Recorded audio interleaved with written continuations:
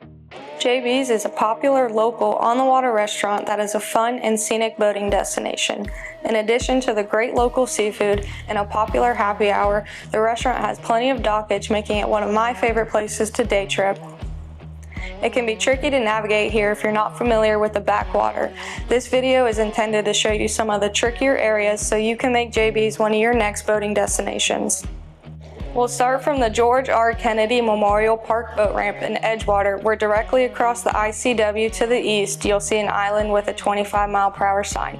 You're going to head towards that sign and keep it just off your port side as you enter the backwater.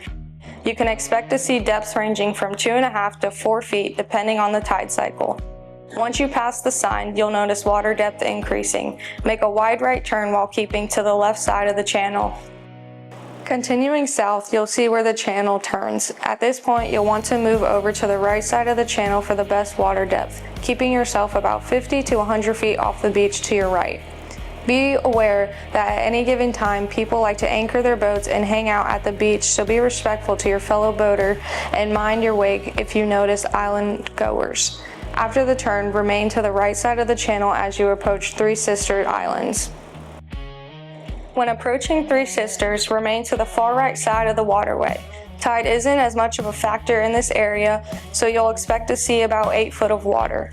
At the next turn, you'll move to the left side of the channel. It will get much shallower through the next leg of the journey at around 2.5 feet, so keep an eye on your depth. The next area of caution we call the knuckle. We recommend taking this area very slowly if you're unsure of the route to take. It's very easy to be slightly off and end up on the sandbar.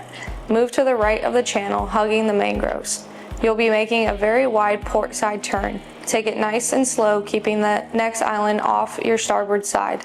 After passing the island, you'll transit back to the left side of Shipyard Canal. Shipyard Canal has a few secluded beaches on the side of the channel, so be mindful of your wake if people are hanging out. We don't recommend speeding through this area regardless, as you only have 2.5 feet of water through here. We're nearly there. When the canal opens up, you'll see a long island dead ahead of you.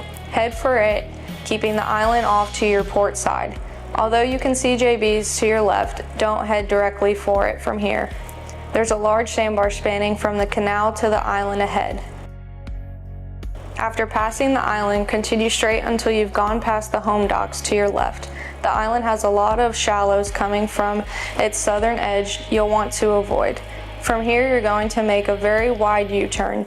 Take the turn nice and slow to avoid hitting the sandbar below. You'll have 3 feet of water depth until you reach the home docks.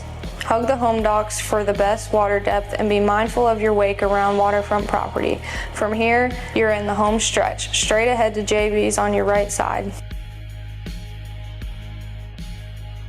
There's a lot of dockage here. Find a secure spot to tie up and head inside to enjoy some delicious local seafood with a spectacular waterfront view. We hope you guys enjoy this video. If you have any questions, remember with the CTO membership you have access to local captains with navigational knowledge 24/7. Make sure to like and subscribe if you found this video useful and want to see more local content. From all of us here at CTO, thank you for watching and be safe out there.